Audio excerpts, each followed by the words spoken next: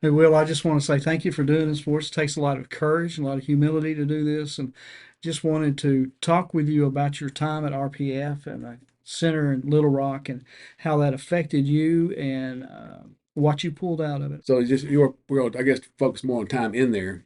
So what when you got in there, what did you find helpful? I really enjoyed getting to know a lot of the other guys on a personal level. Hmm. Um, I feel like I learned a lot more from them than a lot of other situations I'd been in, not necessarily the classes and everything, but getting to know each one of the inmates or developing relationships with them. Yeah.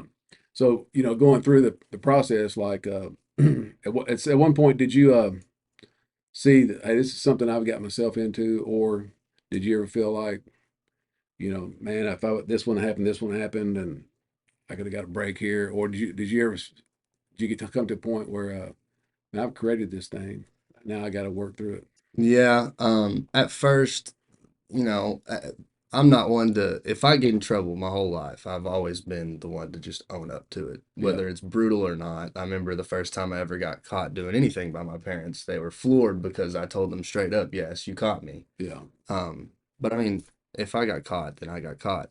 But I did approach it in the fact of like, why did this happen to me? I was just doing what everybody else does, and Yeah. I was just the one who got caught, Right. which essentially is still what happened, but I still had the cognitive function to understand at that point that if I didn't do that at all, if I wasn't doing what everybody else was doing, maybe I wouldn't have been there. Yeah. Probably wouldn't have been there.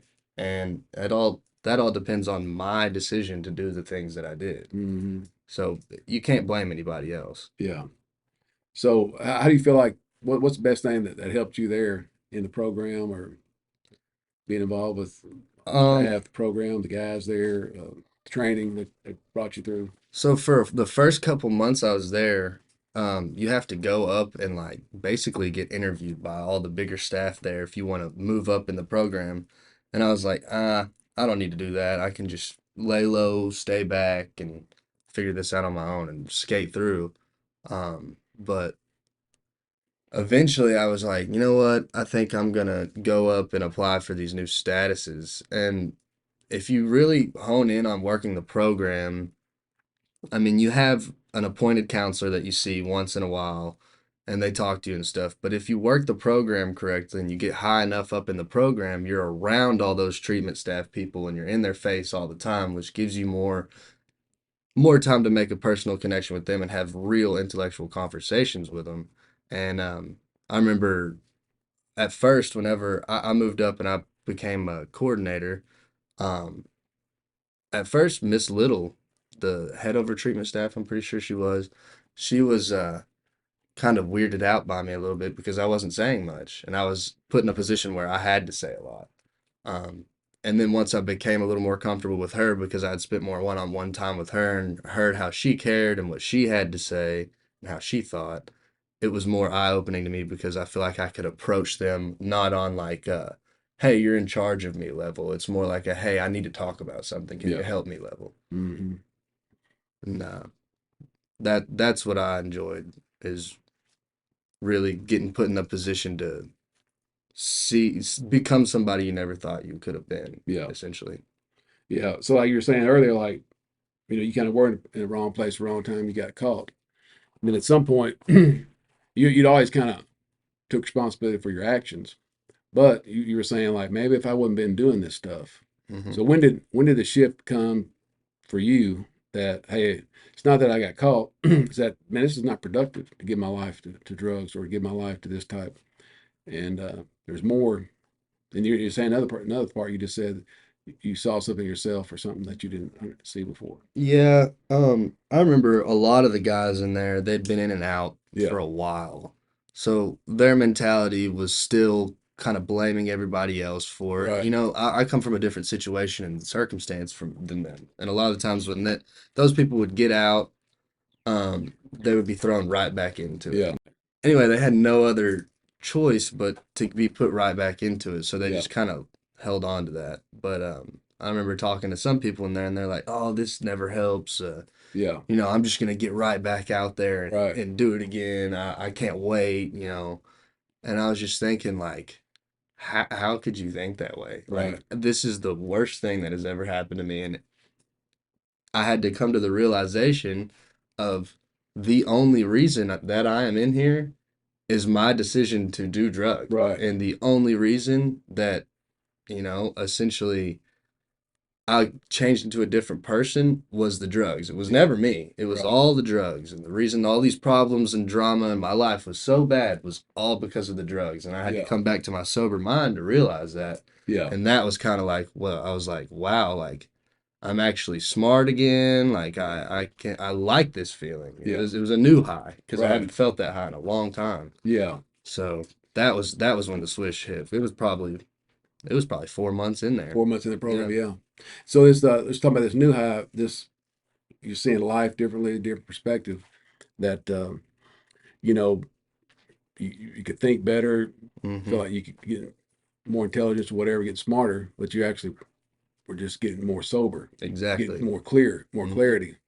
So, what would you say to a guy that he'd been a lifetime on it? He might not ever can look back and say there was a time when had clarity, but why would drugs be not be worth um, comparing the two highs? It's like a drug high might numb you from some reality, but this other you were experiencing was kind of opening up to a new reality of what you could experience. You said it right there. The drugs were just numbing the reality that was sitting there the entire time. And all Yeah. I had to do was come off the drugs to sober up and recognize the reality I was living in that Hmm. I was running from. Right. Everything that I was doing, all the drugs and everything, was to numb the pain. But if I would have faced the pain in a sober state of mind, I Yeah. could overcome that. And that power, having that power and that knowledge that you can Right. overcome anything with that sober state of mind is like, well, then what's holding me back? Yeah. Why would I ever go back and, Right. cloud my mind every single day with this thing? So what do you feel like? What was some of the pain that drugs were helping you escape from? Um, man, I'm not real sure on how to pinpoint it. It was just kind of like I'm a person that feeds into other people a lot more, so I expect me going out on a limb for them, especially like in a friendship Yeah. state of mind. Like if I'm gonna treat you and do these certain things for you, I would love for you to treat me that way back. Right. And a lot of people don't. Hmm. Really disappointing my parents. I felt like I'd disappointed them. It got to a point where they would ask me to even go to church with them. They would ask me to go out to eat with them.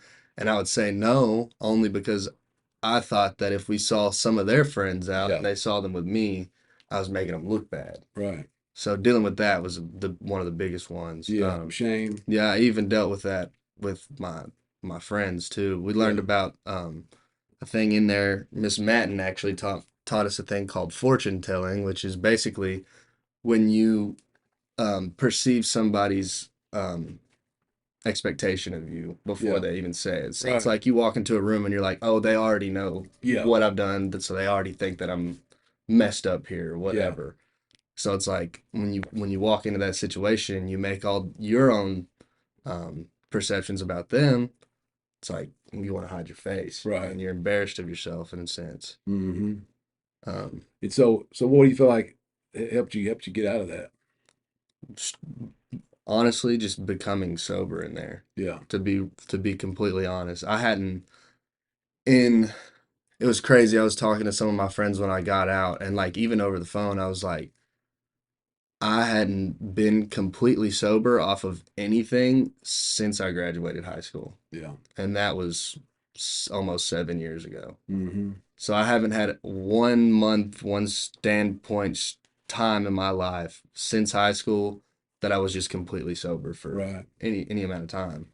And then you're in the program. And one time you got a leadership role Hmm. to where you sound like 4 months into the program you felt you could tell your sobriety and your clarity and you're seeing things, but seeing yourself as a leader that you could actually benefit others. Was there a shift that you saw that and like I need to go ahead and lead and help these guys rather than try to just fall back, disappear, do my time? But so you started kind of seeing your role more differently. Yeah, it was going in there and you see these these people of higher status and stuff, and you almost kind of look up to them, like Yeah. as an older brother or something. Um, and I was like, you know, I could probably do that. And I kind of got thrown into it. So I went, a funny story, everybody that's watching would probably like it. So I was a ramrod, which is a red dot, okay? And I got a vest, which it's like a punishment to where you get a vest and you have to sit at the front of the wing all day every day. Like can't Yeah. move, can't talk, anything.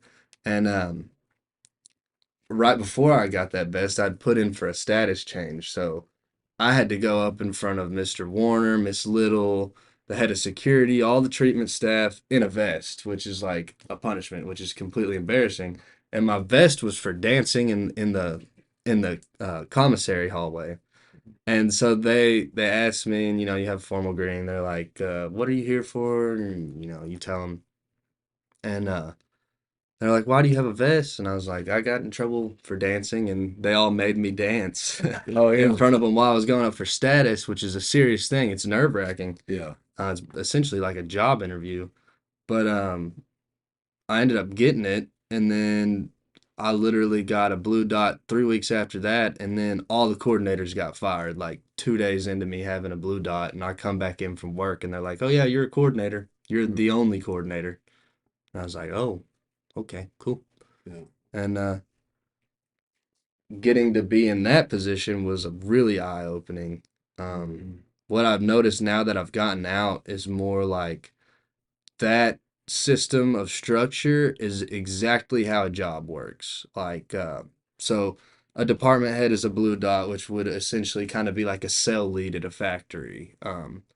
And they're over like managing different cells, different ways of operations in the factory. That's what they handle. And then they go up the chain of communication to a coordinator, which would be essentially like a management position over all of, say it was like assembly or something. It's it teaches you how to become somebody that can move up and you don't run away from trying to think of the word. Um, Responsibility. yeah, responsibility and just um, handling it, I guess. Yeah. Not stepping down from it, doing it on your own, not having anybody to tell you that you should do that. Hmm. I went blank on the word, but Yeah, you got some inner drive, inner yeah, desire to, yeah, just external motivation, but you got something yeah, inside. Yeah, taking ownership. yeah, Yeah, and that's really good because program, so it allows you not only help you sobriety, but it does provide some training when you get out how to operate in a real world stuff. mm-hmm, Yeah, absolutely. yeah, that's good. Anything you feel like where your faith started to come to play in this process of sobriety and getting back out of where you were? Absolutely. You guys helped a big amount. I mean, I stayed in touch with my dad and my mom all the time.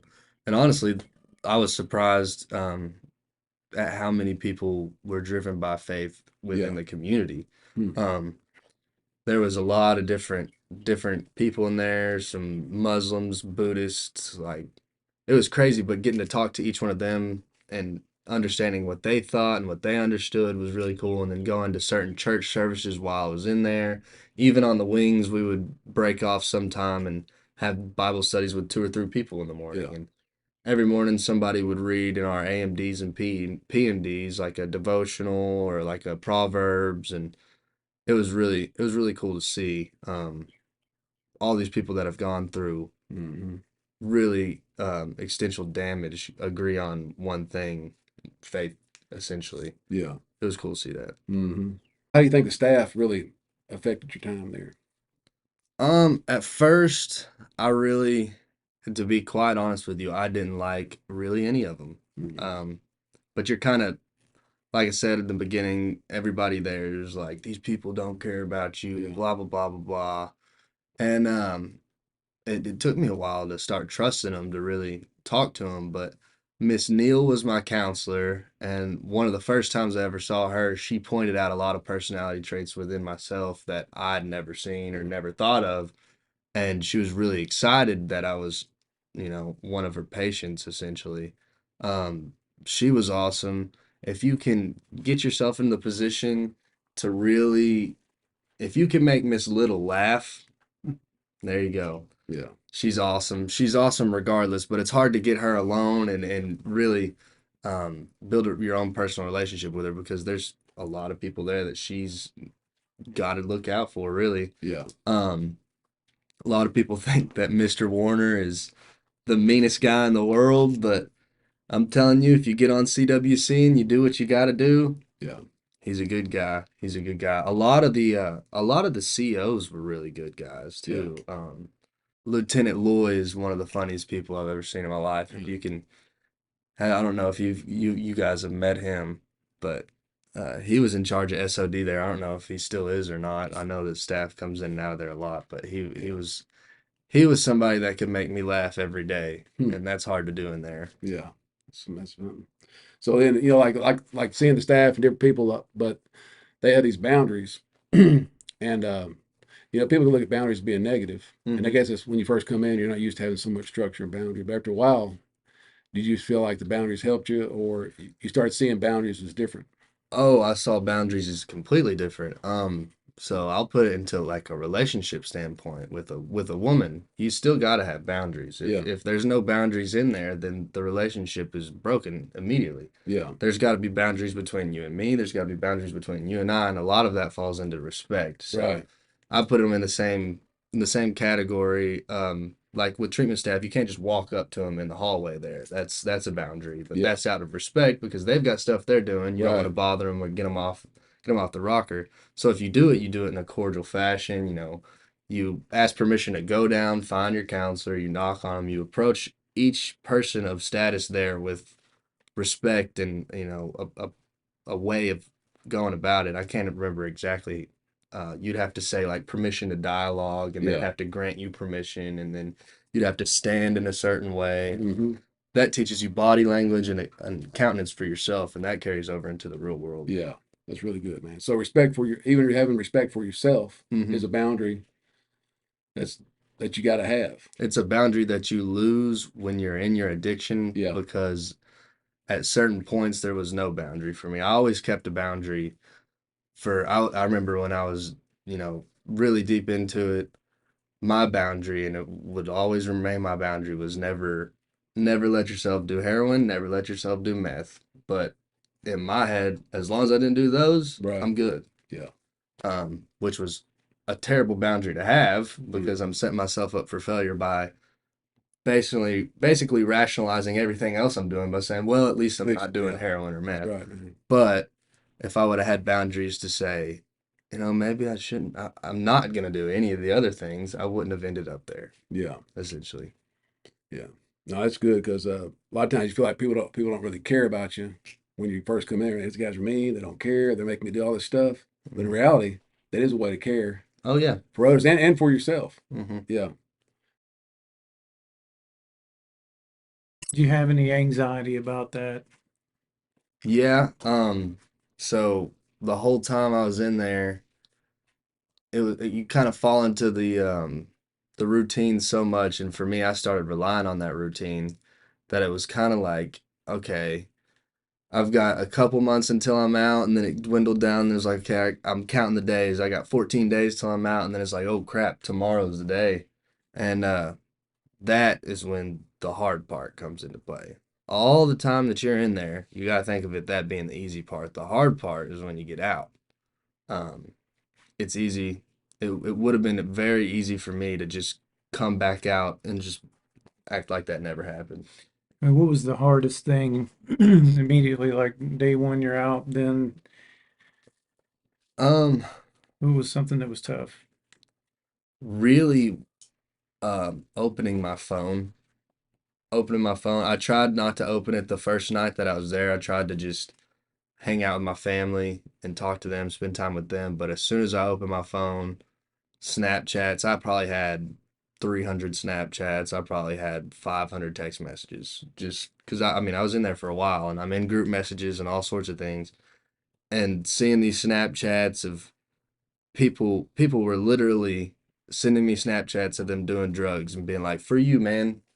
Hope you're doing good in there. Can't wait till you're out. And I'm just like, what? Like, that's terrible. Like, I've almost been out a year, and it seems like it's been 2 months. It's crazy. It's super crazy. Really messes with your sense of time, doesn't it? Yeah, because in there, you're looking at the clock. Every minute is seems like a day is a week sometimes. Mhm. But when you get out, it's like it's wild. So when you were out, like in the first few days, obviously this flood of the old life was flooding in through your phone. Hmm. So what was the critical steps that you had to take? Um, assuming that would be a pretty strong trigger. What did you do strategically to wall yourself off from? Well, one of the things in being in there with the routine, it really taught me to have a plan. So the whole time you're in there, you're doing something called a relapse prevention plan, which is basically you identifying each problem you had that was making you go do these things and how you can prevent them and what you were going to do in that certain situation. But it's hard to sit there and when you're offered something, be like, oh, pull out my relapse prevention plan. This is what I need to do. What really happened for me was getting out, and I knew I had certain things I needed to take care of. One being take my classes to get my ID back. Two being secure a job. Three being change my group of people that I was hanging out with, which was the biggest one. Um, the whole time I was in there, I was really thinking back on certain friends that I had that I thought that were really close friends of mine that didn't show up for me whatsoever while I was in there. Didn't reach out to my parents, didn't write me notes, didn't try to call me or anything. And I was like, well, what was that? What's that reason? I was like, well, probably because they weren't my true friends. They were only around because we were doing these things together. And I really kicked a lot of them out of my life and made my circle smaller and identified who actually truly cared about me. And those are the only people I reached out to, and those are the only people I still talk to. And that's the biggest thing. The social reset. Oh, yeah. So what now? What do you have going on now? What are your goals? Where do you feel like you are in terms of your plan that you had? How much have you executed, and what are you looking forward to? As far as my plan went while I was in there, I've basically executed every single thing that I said I was going to within the first 6 months of being out, which is Mhm. a lot. And then here I am now. I got a great job when I got out. I've been working there ever since. I've been able to move up in that job just like it was a structure there. But now it's kind of getting to the point where like I'm reaching this point where I feel like I'm stagnant and I'm not making any progress, and that scares me more than anything because whenever I feel stagnant and get comfortable in a situation, that's when all this other stuff starts coming back in because I'm like, oh, I can manage all this, Mhm. but no.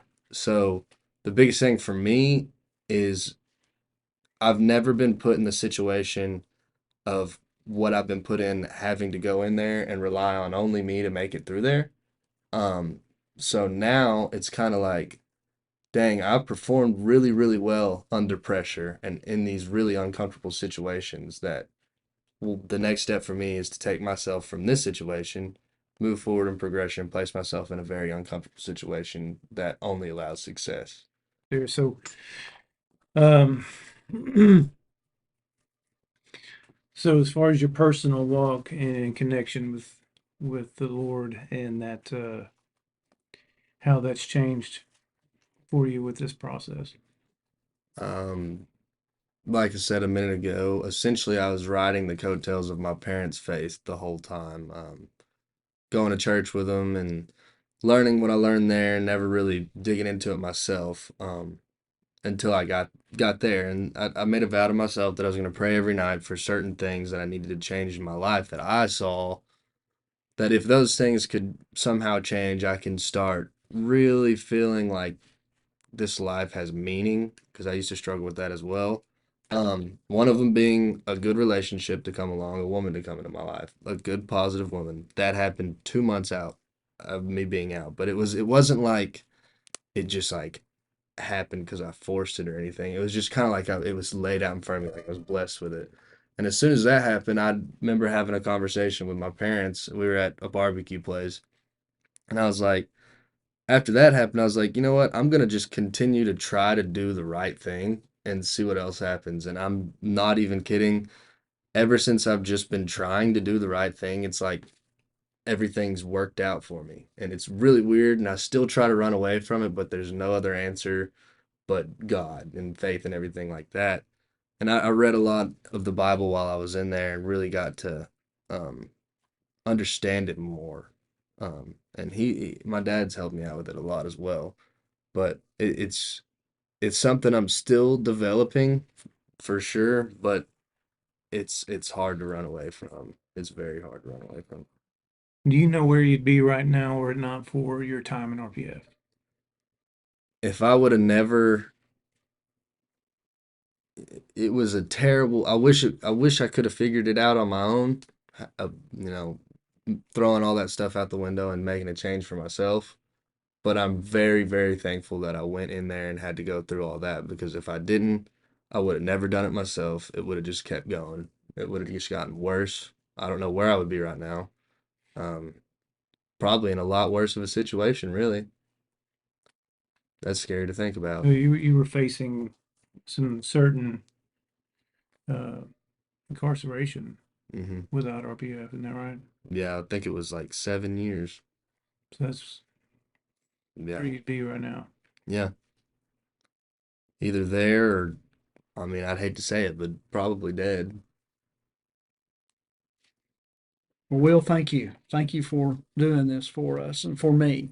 It's very encouraging for a dad to see his son come into his own. And as dads, as parents, we always want to protect our children, but sometimes that's the worst thing we can do for them uh, because it doesn't allow you to become the man God has intended and designed you to be. Uh, I do have a couple more questions. When you were released, what was the first thing you wanted to do? The first thing I wanted to do was make some music, to be honest with you. I wrote the whole time I was in there, I wrote 3 composition notebooks, front to back, dated, filling up every single page, front and back of lyrics. And Did you find journaling really helped you? oh yeah, very much. So would you encourage these guys that are there now to journal? Yes, absolutely. Okay, why? I don't really even know. It's almost like just talking to yourself, and it's a way for me to understand how to work through certain things. I used to never it having a personal relationship with yourself is just as important as having a relationship with anybody else. And that is the most important relationship you should have because you should set boundaries like we talked about early for yourself. You should set um, a plan, a routine, a schedule for yourself. You should keep yourself healthy. If you keep your mind healthy, your body should be healthy. And if they don't coincide, then you're just going to be miserable, essentially. So you have anything else you want to say to the guys? Just look straight at that camera if you want to say anything else to them. Um, it took me a while to understand that place, and I would always say it in AMD and PMD, and I would make everybody else say it with me. It's just not that serious. The only serious thing about being there is you figuring out how to get through this on your own and what changes you're gonna make. The rest of it doesn't matter, but it's your decision to change. It's not anybody can influence it. It's your decision. You can go through there and be a fly on the wall, and you'll get out, but you're never gonna make a change, and you'll probably end up right there or worse. Well, thank you so much. I appreciate it. I know it takes a lot of courage and a lot of humility to do this, uh, but it's very impactful for me. And I think for a lot of the residents that are down there will be impactful for them. And I just want to say to everybody, this is my son in who I am well pleased.